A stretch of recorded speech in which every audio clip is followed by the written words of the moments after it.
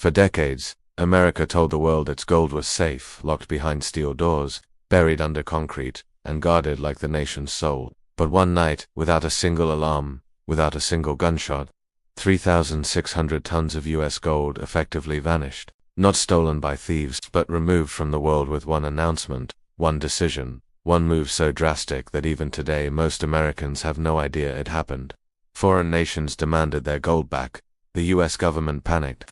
And when the president stepped in front of the cameras that night, the global financial system flipped upside down. Generals were stunned. Bankers were furious. European leaders called it a betrayal. And inside the vaults, workers suddenly realized that everything they'd been guarding for years had just changed forever. What the president did next, and how the world reacted, rewrote the rules of money, power, and trust. And once you understand why that gold disappeared, you'll understand why the global economy works the way it does today. Stay with me until the end. This is the story they never teach. And if you love uncovering hidden financial history, make sure to subscribe, because this one changes everything. The story begins on a cold winter night when the world was asleep, and the US government believed everything was under control. Deep beneath the treasury, locked behind reinforced vault doors, sat one of the largest gold reserves on Earth, minus 3,600 tons of American wealth, untouched for decades. Gold that was supposed to be immovable, unstealable, unshakable, the foundation of trust in the US dollar itself. But sometime between night and morning, that gold was gone. Not stolen with drills or explosives or daring heists. It vanished through paper, politics, signatures, and secrecy. A disappearance so silent and bureaucratic that most Americans still don't know what happened. To understand the vanishing, you have to go back to a moment of panic inside the US government, a moment when the dollar was collapsing under the weight of its own promises. Foreign nations were cashing in their US dollars and demanding physical gold in return. The United States had printed more money than it had gold to back it. The math no longer worked. Behind closed doors, advisors warned the president that if the gold drain continued, America could lose everything: credibility, power, influence. The US economy was built on confidence. The gold was the symbol of that confidence. And now ships from Europe were arriving with one purpose: to take that gold home. Europe wasn't bluffing. France sent a warship. Other nations sent armed couriers. They wanted their gold back while the US still had some left to give. Inside the treasury, a horrifying realization took shape. If every nation redeemed their dollars for gold, there wouldn't be enough, not even close. The US had promised more gold than existed in the vaults.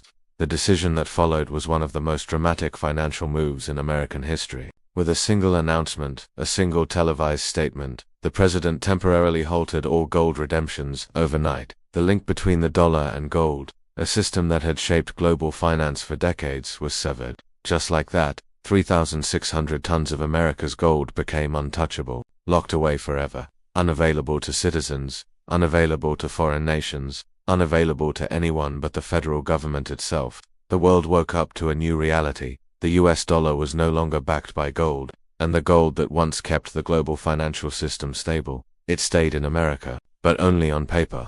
Because with the redemption window slammed shut, 3,600 tons of gold might as well have vanished into thin air. The question no one could answer was simple: if the gold no longer backed the money, what held the value of the dollar together now? And why did the government act with such urgency, secrecy, and fear? That night was the beginning of a financial transformation the world has been grappling with ever since. What looked like a simple announcement on television was actually the final step of a plan crafted behind the scenes for months. The Treasury, the Federal Reserve, and top advisors had mapped out the collapse well in advance. They knew the gold shortage was fatal. They knew foreign nations were losing trust. And they knew the US was cornered. Inside the vaults themselves, workers continued weighing and counting bars as if nothing had changed. But the meaning of that gold had transformed overnight. It was no longer a promise to the world. It was now a shield, a weapon, and a secret. The government insisted the gold was still there.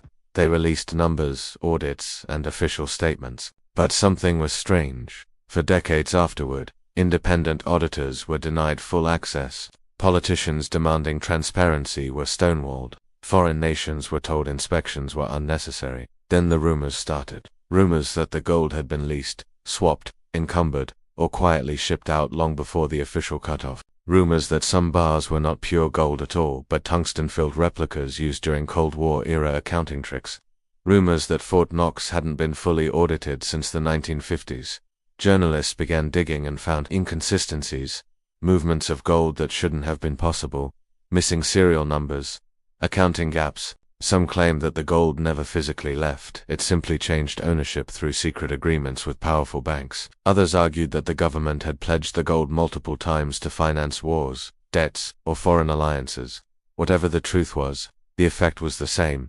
3,600 tons of America's gold was no longer part of the global monetary system. It had become a ghost reserve present on paper, absent in function. Meanwhile, other nations panicked. If the US could abandon gold, what stopped anyone else? The global monetary system began to fracture. Some countries rushed to stockpile their own gold. Others abandoned gold entirely and tied their currencies to the dollar instead, trusting America's promise of stability more than the metal in its vaults. This shift created a new world, one where gold no longer defined power. The United States no longer needed to defend its gold reserves, it only needed to maintain belief in its currency. But belief is fragile, and the moment gold disappeared from the equation, everything depended on trust. Trust in a government that had just performed the most dramatic financial disappearing act in modern history. Inside the vaults, the bars still gleamed under dim lights, untouched, unmoving, but their role had evaporated. The real value of America's gold was no longer the gold itself, but the illusion that it still mattered. The disappearance of 3,600 tons of American gold did not end that night. It began a chain reaction that reshaped global finance, national power, and the very meaning of money. Once the dollar was no longer tied to gold, governments everywhere realized something dangerous. Money didn't need to be earned, it could be created, printed, summoned from thin air. The United States embraced this new freedom first. Without the restriction of gold, it could fund wars, social programs, technological revolutions, and global expansion. It could borrow endlessly. It could outspend its rivals.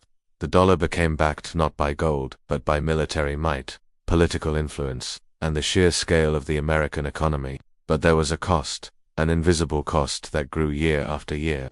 Without gold, inflation became a permanent feature of life. Prices rose, savings eroded, wealth shifted from workers to asset owners. The economy no longer rewarded labor, it rewarded debt. The government realized it could never return to the gold standard without exposing the truth. There wasn't enough gold to back the money supply anymore. Meanwhile, foreign nations watched with a mix of fear and admiration. Some resented America's new financial power. Others tied their currencies to the dollar, making the US the center of global trade. The world entered a new era, the petrodollar system, US Treasury dominance, and the rise of central banks wielding power once reserved for monarchs. But beneath all of this, the same question lingered for decades. Where did the gold really go? Was it still sitting untouched in the vaults? Was it leased out to foreign banks? Was it pledged multiple times in secret deals, or was the disappearance less mysterious, simply a shift from physical wealth to financial illusion? In the years that followed, requests for full audits were denied repeatedly, nations asking for their stored gold backfaced, long delays, odd excuses, or partial deliveries. Confidence cracked again and again.